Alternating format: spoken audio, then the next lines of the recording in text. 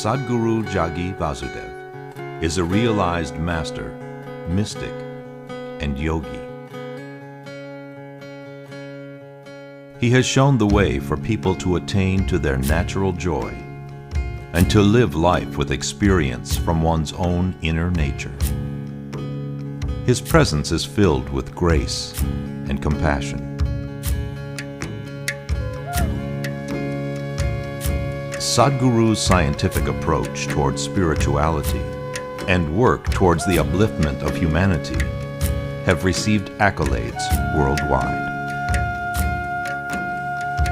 The words that come from him in intensity and utmost clarity, from his deep understanding and wisdom, can change the very core of the being. Belonging to no particular tradition, Sadhguru incorporates what is most valid for the modern person from the spiritual sciences. His work, an outpouring of his blissfulness, finds expression in the form of a ceaseless offering to help all beings.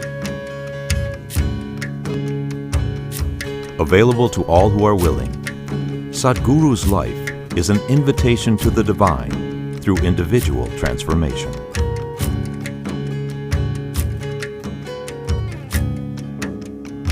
Welcome to the silent revolution of self-realization.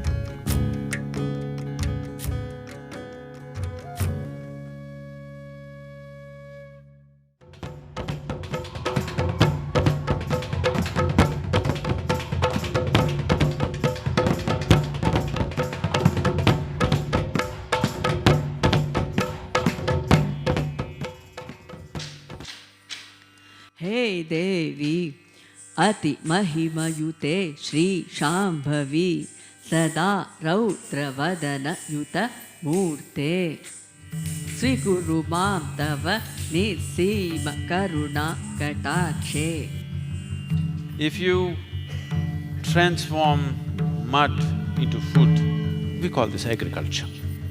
If you make food into flesh and bone, we call this digestion, integration. If you can make this flesh, or even a stone, or even an empty space, into a divine possibility, that is called consecration.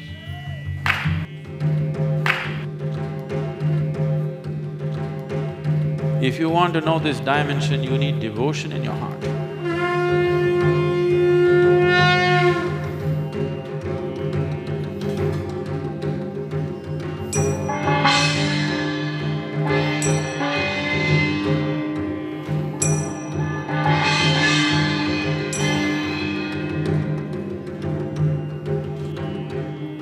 One who earns the grace of Bhairavi neither have to live in concern or fear of life or death, of poverty or failure.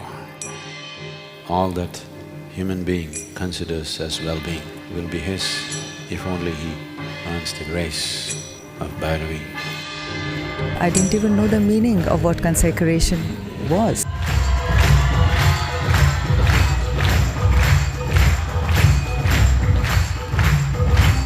We saw Sadhguru in a different dimension altogether.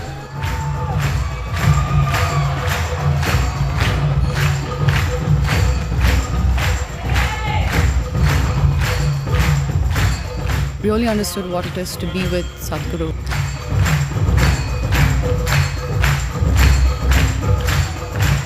It's something beyond my intelligence.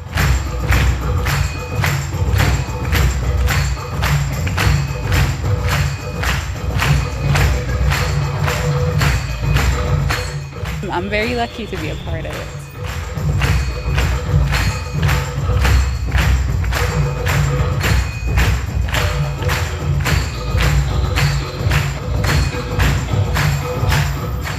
He almost for me was an expectant mother.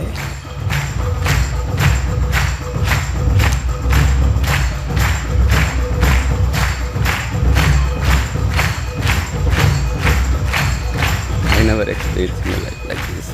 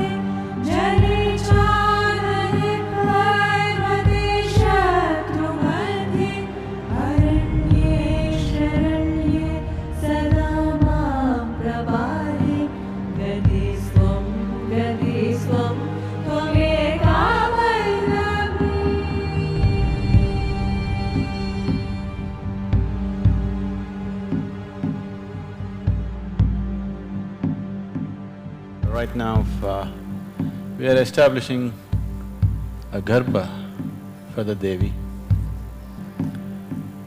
The garbha is what is standing in front of me right now. This is a triangular container made of brass with a rasarandhra in the center, which you will see when you go if you're close to it. The garbha is… the word garbha literally means the womb. The essential nature of the feminine, what sets the feminine apart from the masculine is the womb. A woman is a man with a womb, that's why she's a woman. By setting up a backup garbha or a womb, she will never fail to deliver. Not delivering babies, but to deliver humanity.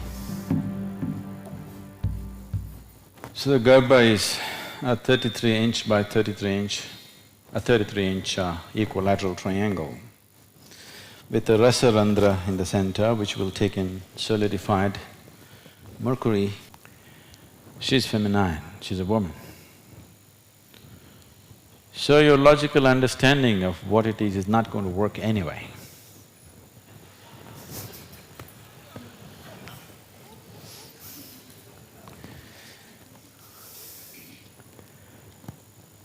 If you want to have a taste of this, you have to sit here for the next 3 days and woo her with all your heart.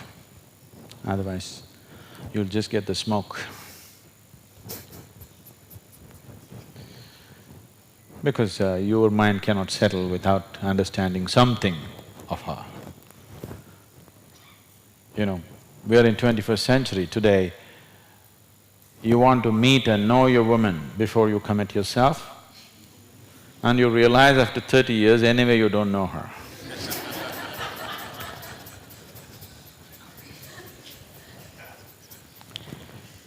So you want to know, so we will talk about that later. Right now there are things to do. To tell you frankly, I would like to do this with a handful of people in privacy. That's the best way to do it. But I do not know in my life if I'll once again get to do something like this. So I thought I should share it with as many people as possible. So we are taking the risk of including you. So you be here like myself. Don't be here like spectators. Don't be here analyzing what is this, what is that, because anyway you can't figure, okay? It's not going to make any sense to you, there is no sense to it. I want you to know this. You just participate like a festival, enjoy yourself, be with it.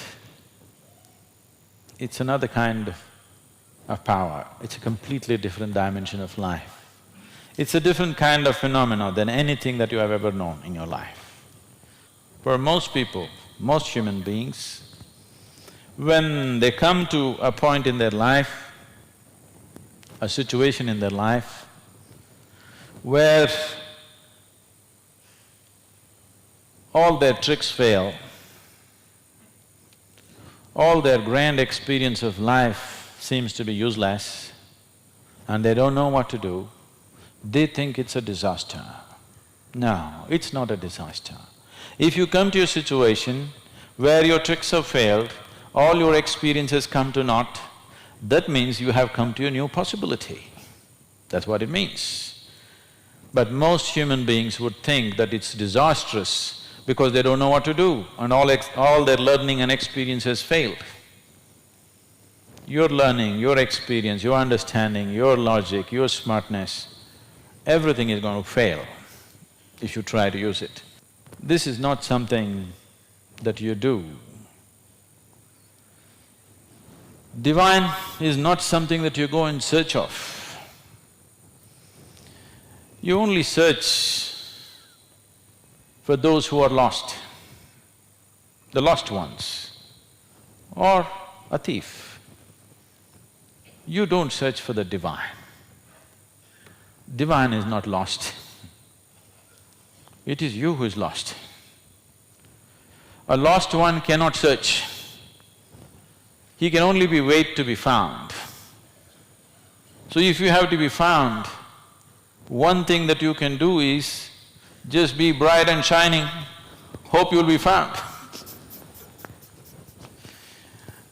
In this country, in ancient India, there used to be a ritual or a certain process of life which was known as Swayamvar. A princess wants to find a husband. So everybody who thinks they are eligible, everybody thinks, they all come, dressed in their best, bright and shining, just hoping they will be chosen. You cannot choose. Now we are not dealing with a princess, we are dealing with a goddess, so you cannot choose. Just be bright and shining, hope she will choose you. That's the way it works. That may not be very satisfying for a macho, somebody who wants a go-getter. You can't go get this. If you are sitting there bright and shining, you may be chosen. So, this whole process is a very core form of femininity. The craziest woman you ever met, if you met a lot of crazy ones, this is the craziest one. Anything that does not fit into your logic seems crazy to you. Anything that defies your understanding generally gets dismissed as crazy. So this is the craziest of the craziest. There cannot be anybody crazier than this, because this is core femininity. So is it absurd? No. Feminine is not absurd, nor is it logical. It is just that in the last probably 1500 or little more than 2000 years, particularly 2 to 2500 years, the world has been so ruled by patriarchal systems of society that unless something is logical, it has to be dismissed as no good.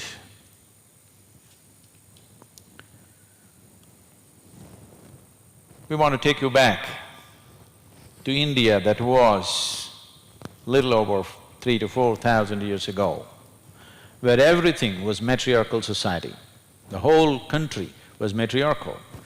Till the Aryan invasions happened, the whole country was matriarchal, feminine ruled. There was no single street or village which did not have a goddess temple in this country. Even today, this is true with South India. In North you killed her. In South India, even today, there is not a single village without an Amman temple. There's not a single village without a goddess of their own. I want you to know this, of their own. And this is not limited to India. All the great civilizations on the planet, Egyptian, Crete, Mesopotamian, every one of them were goddess worshippers. It is only when very aggressive patriarchal systems, which were essentially created by nomadic tribes whose only way to exist was by aggression, they created those kind of cultures and they spawned those kind of religions, and slowly feminine worship was banished and burnt out of the world.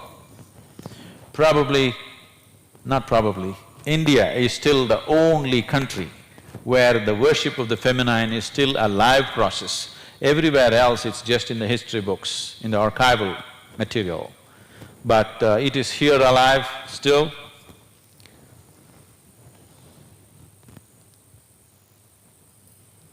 we want to revive it in a powerful way, because just operating this world by intellect, which knows only how to cut and peel and look into everything. If you ask your intellect how to know my mother, it will say, let us dissect her. That's all your intellect can say. Intellect wants to cut everything and see. It is time. There is enough intellect on the planet, there is enough food, financial, in spite of the recession, the world is more financially and food stable than ever before. That survival process can be relaxed. Never before we could do this. 100, 200 years ago, we couldn't have done this. For the first time, we've reached a place on this planet where we can take our survival process easy because it's pretty organized. In fact, if we activate and revive feminine culture, there is enough food for everybody to eat and they will get to eat. Right now there is enough food for everybody to eat, but they will not get to eat because conquest is the attitude of the whole planet. I'm particularly very concerned because women are also becoming conquerors. That is a sure annihilation of the feminine. So, Bhairavi is a powerful, fierce form of femininity. Last 10.5 months, we have been bearing her. By tomorrow night, all of you willing, even if you're not willing, we'll deliver her, but you have the fortune of doing some midwifery. You know what a midwife means? A wife delivers. A midwife is halfway wife. Her role is just for a few hours, but still she's a halfway wife because her role is so significant. So, we will bear her, but you must do some midwifery. Midwifery needs absolute attention and care. If you're here like a midwife, you will have the joy of holding her in your hands.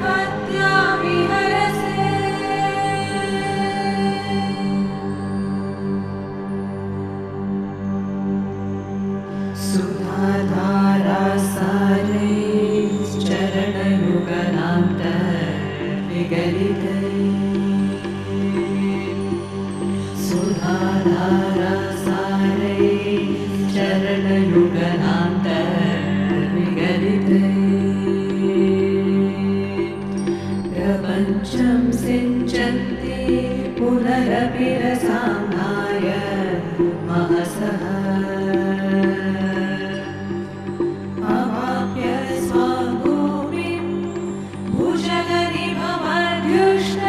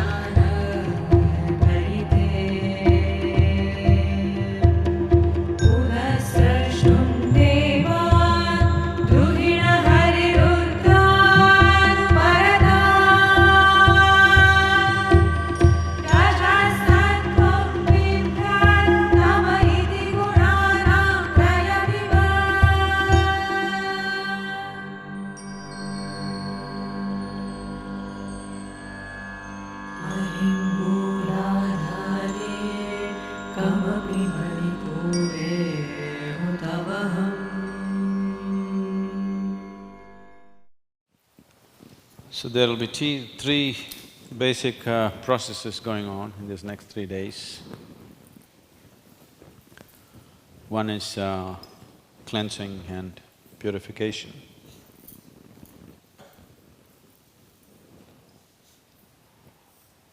Another is stimulation. Without the needed stimulation, nothing happens in the existence. Starting from the very fundamental of creation, where today modern science is talking in one way, just the language is different, of how even on vacuum states, if you apply some electromagnetic energy, if you apply an electromagnetic force not into the vacuum chamber, even somewhere around, suddenly this absolute nothingness will start throwing out particles of creation in terms of what is today referred to as virtual protons and virtual neutrons. So here, the same fundamentals of creation. We are not such dry people. See, we are red. So, we see it this way, Shiva, the word Shiva essentially means that which is not or that which is absolutely still. This absolute stillness, when Shakti comes in place, he comes alive in the form of creation. Starts off as a roar, starts off as Rudra. Well, you know, scientists have been talking about a bang, one big one. Now they're going back on that and they're saying there have been many bangs, series of bangs. If you ever driven a motorcycle or a car without the silencer, without the manifold, you will see it'll come bang, bang, bang, bang. But if you throttle up, it'll roar. So roar is a composite expression of many bangs. So we said the first form in which Shiva rose was as a Rudra, he roared. Series of bangs happened. Because Shakti came and played around him, suddenly what was absolute stillness broke open into a roar. So, the first act of creation was that of Shakti's, not of Shiva's. The basis of creation is Shiva, but the first act of creation is from Shakti. So from this basis, many things have evolved. Many sages and seers, yogis and siddhas have opened many windows into this knowing, opened up many dimensions of knowing and experience. So windows is not a new phenomena. And the third phenomena is contact. So if you come in contact with a dimension which was the cause of creation, within you and outside of you. Om essentially means a life-making factory. And this whole existence is life-making factory on different levels. So here, we see the whole existence as the womb of the Devi.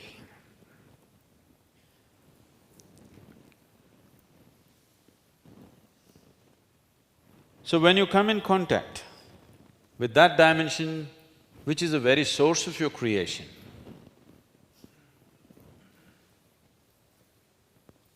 either you can melt and merge with it, you can become one with it, or you can sit and watch like a spectator. That I leave it to you. But these 3 steps we want to take in the next 2 days that we have. If this has to be known, it's… the only way is to yield to life, not to get life.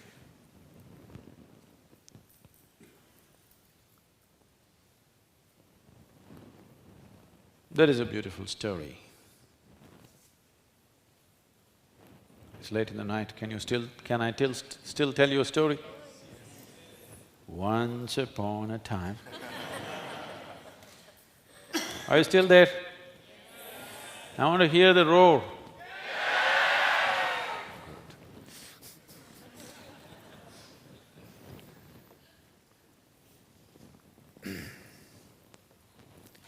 These are yogic koans. You heard of Zen koans?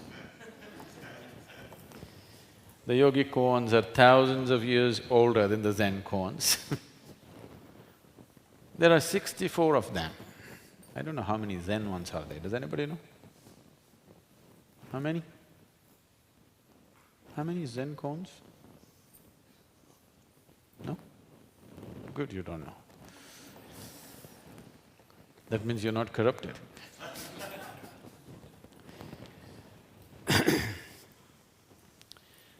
These are yogi koans. The Zen koans are designed and structured to frustrate you. The Zen koans are essentially designed to crack the mind. Everybody knows there is no answer, but you must keep trying and trying and trying, and one day your mind will break. But the yogic koans are not designed to break your mind. The yogic koans were designed to give a break in the creation, to open a small window for you. So I'm putting the story to you. It's a puzzle story. On a certain day, the 2 wives of Vishnu, Lakshmi and Alakshmi. Lakshmi, the goddess of fortune, Lakshmi, the goddess of misfortune. Both of them came up and both of them believed they are the most beautiful. And so they came and asked Vishnu, which one of us is the most beautiful?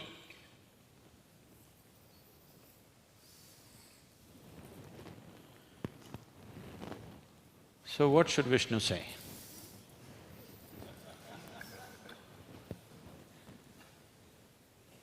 The question is for the ladies also. Huh? What? Either way he's doomed. Then he'll lose both. If he says both of you are equally beautiful, he'll lose both. It's better to lose one at least. Vishnu said to Lakshmi, when you are coming, you are the most beautiful. And he told Lakshmi, when you are going, you are the most beautiful. So fortune is coming, misfortune is going, aren't they most beautiful? Now, oh, that's a smart answer. But what is the correct answer? Who is really beautiful? This is a masculine problem. They want to know who is really beautiful. It is not just about a woman's beauty, About anything in the existence, there is no correct answer. There is only appropriate answer. This is an appropriate answer. Life is not about correctness. Life is about appropriateness. So right now you're here sitting in the temple. What is the correct thing to do? There's no correct thing to do. What is the appropriate thing to do? Only then you receive life. If you do correct things, you'll make an utter idiot of yourself. If you start thinking what is correct, you will either become an atheist or a theist. Atheists are utter idiots. Theists are supreme idiots. Both are correct, that's the problem.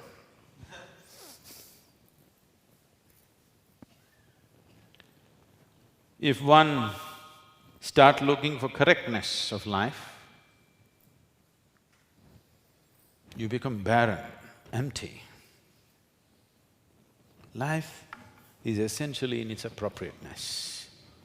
So your goodness will not do. She just doesn't care for your goodness, has no morals. She doesn't value your morals, your ethics, your principles. If you want to know this dimension, you need devotion in your heart. Devotion is a crazy thing. It's a crazy thing. Devotees always look crazy. Look at you. When the whole world is going about doing their business, look at you wearing red and sitting like this.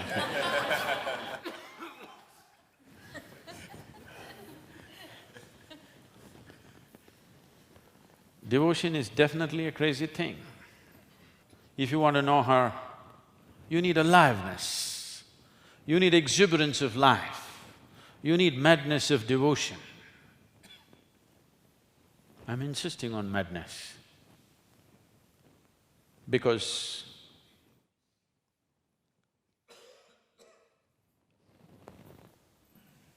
your very existence here, the nature of who you are here, without knowing the fundamentals of where you come from, where you go, what is the nature of your existence, your understanding of the existence and yourself is quite insane, actually. Today, modern science is proving this to you, that what you see is not true, what you hear is not true, what you touch is not true, what you sense is not true. Nothing that you're experiencing right now is the way it is. This is not philosophy, this is established science today. So if everything that you think you know is not true, and you're quite confident about what you're doing with yourself, I think that's quite some insanity. So insanity is not a new thing to you. I am only talking about making it into a joyful, beautiful process. Anyway, you're insane. Why don't we make it into a joyful insanity?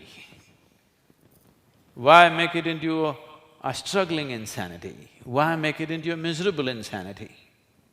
You know, among the crazies, some are laughing and joyful, not a moment of stress in their life, totally happy, always laughing. If you laugh for no reason, people think you're crazy. Yes? Yes, sir? Nobody say he's crying like crazy. People say he's laughing like crazy. Devotion is that which is devoid of you.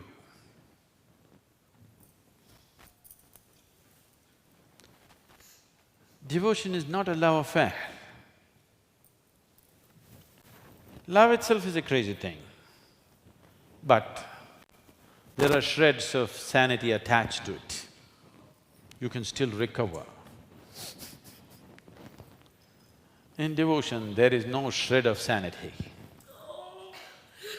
There is no way to recover. When I say devotion, I am not talking about belief systems. You believe something. No. Belief is just like morality. People who believe some nonsense, they think they're superior to others. The moment you believe something, you doesn't get any better. It is just that your stupidity gets confident. Confidence and stupidity are a very dangerous combo. Should never have them together, you know. But generally they are together. So, devotion is not about believing. So should I believe all this? This Shiva, this Shakti, this Devi, this Bhairavi, should I believe all this? No, I'm not talking about belief. I'm talking about moving into trust. So, how can I trust? The fact that you're sitting here comfortably or not, that's trust. Because, you know, there have been incidents where earth has opened up and swallowed people. There have been incidents where pieces of sky has fallen and people have been crushed to death. There have been situations the very air that you breathe has turned against you. There have been situations where whole groups of people have been poisoned in the ganji that they drink. What did you have anyway? I'm assuming ganji because I'm on ganji, I'm thinking everybody's on ganji. So, you're anyway trustful unconsciously. You're trustful unconsciously, unlovingly. I'm talking about being trustful consciously, lovingly. That's devotion. Anyway, for you to walk on this round planet, which is spinning at a tremendous speed, traveling at a tremendous speed, the whole damn solar system, we don't know at what speed it's traveling, we don't know at what speed the damn galaxy is traveling. For you to sit here, smile, listen to somebody talking, you need trust. Enormous trust, isn't it? But you're doing it unconsciously, unlovingly. Just learn to do this trust consciously, lovingly, that's devotion. Once you learn to sit here consciously, lovingly, trusting the existence the way it is, not knowing which way it is spinning. Do you know whether it's going this way or this way? Suppose the Mother Earth decides to spin this way, maybe you will fly off from this temple right now. You don't know. See, we are doing all this churning. All this churning, you don't know if you don't know what all these yogic tantric processes can do. You always heard they could do miraculous things. Suppose it reverses the turn.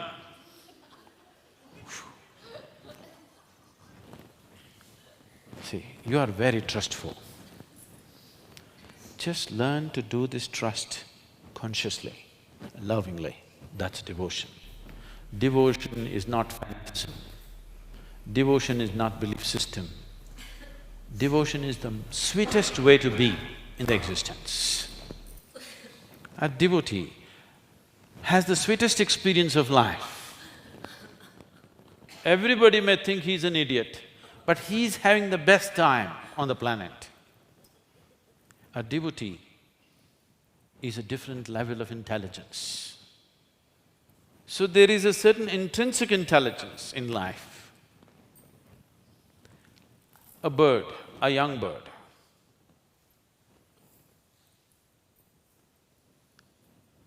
for the first time, it is full with eggs, first time, no experience behind.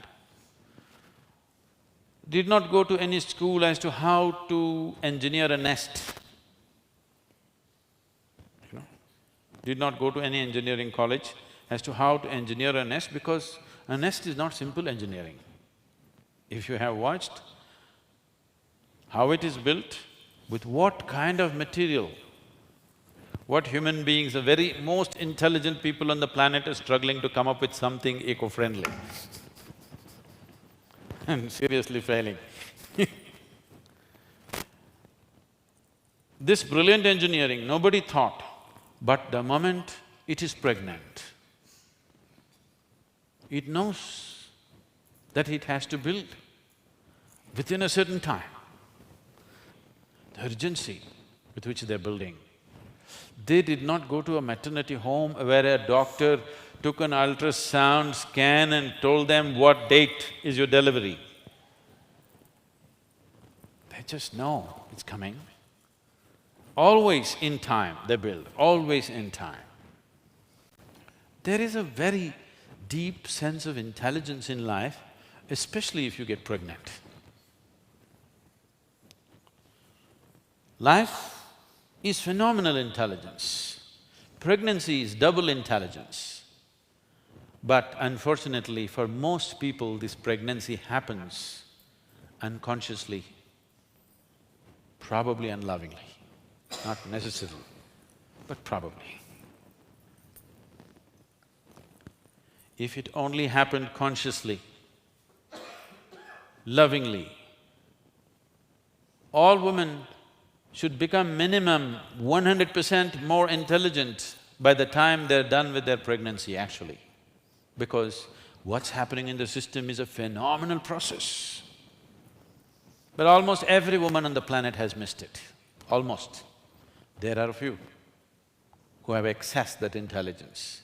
When you come to Devi, if you want to have a taste of Bhairavi, you need devotion.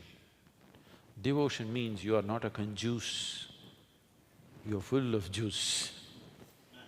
Everything in you is flowing out all the time. Every moment, everything that can ooze out of you is oozing out of you. Nothing is held back. That's a devotee. A devotee is seeing how to expend his life as rapidly, as fully as possible. Not somebody who is trying to conserve life, not somebody who is planning to live tomorrow, somebody who is living now, absolutely. So he is so absolute that he loses need for any company. He loses need for this or that. He is the way he is not because he is useless, because he is choiceless. So to move from compulsiveness to choice is evolutionary, but to move from choice to choicelessness is revolutionary. This is the silent revolution of realization, that you're moving from choice to choicelessness, not compulsiveness, choicelessness. Choicelessness is a natural state for a devotee. When you're ecstatic within you, what are you going to choose? Only when you're miserable, you have a choice with life. If you're absolutely ecstatic, there is no choice about life. There's only one way to be, there is no other way to be. A devotee is not seeking truth. A devotee is not trying to unravel the mysteries of life. For him, life and existence is not a problem. It is only for a thinking person that existence is a problem and he has to solve it. A devotee is not seeing existence as a problem. He is just part of it. He's melted partially, at least. You know? Oh, see, he's become like this. You can make it round, you can make it square, you can make it whatever you want. You can make it liquid and make it flow, you know? If I just do certain things with this right now, this mercury will become liquid once again and flow all over the place, but you won't be able to pick it up, so I won't do it If you do certain things right now in my hands, it will become liquid. A devotee is like this. You see, you just wait for some time, it will harden in such a way it's harder than steel. I want you to be here in devotion. She's feminine. Even she is a fool for love. If you're here as a devotee, she will yield and serve you in a million different ways, in ways that you cannot understand. But you try to understand her, you try to grab her, you try to get her, there is no way. She has very fierce and hideous forms too attached to her. You have seen some of them, haven't you, in your life?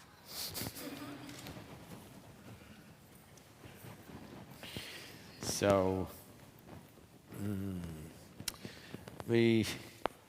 in the garbha that we right now just inserted behind Devi, there is a… you must have noticed, there is a randra, there's a tube running through. This is the rasa randra. This needs to be done and we are way beyond time. Will you remain in devotion or dissolution? Will you go into dissolution and oblivion or devotion? Devotion. I heard you, all right. So what you're witnessing is a miracle because according to modern chemistry, you cannot solidify mercury. At room temperature, it's just impossible to do it. Mercury is supposed to be poisonous. For thousands of years, the Indian alchemy has solidified mercury. Not only solidified mercury, yogis and siddhas have always consumed mercury.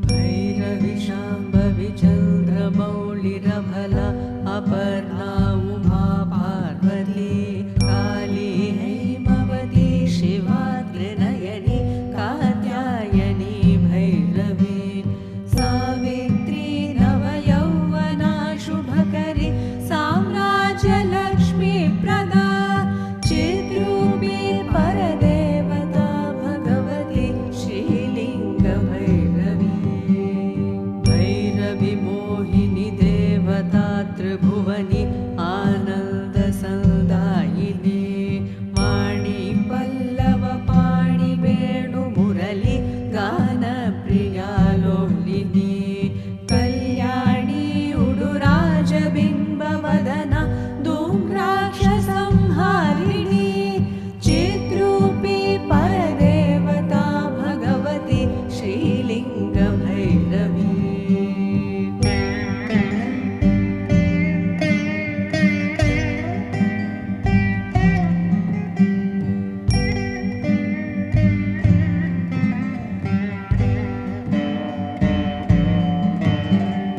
Bhairavi रौद्रिणि Bhadrakali बगला ज्वालामुखी वैष्णवी ब्रह्माणि त्रिपुरान्तकी सुरनुत ते दीप्यमानोज्ज्वला चामुण्डा श्रितरक्षपोषजननी दाक्षायणी वल्लवी।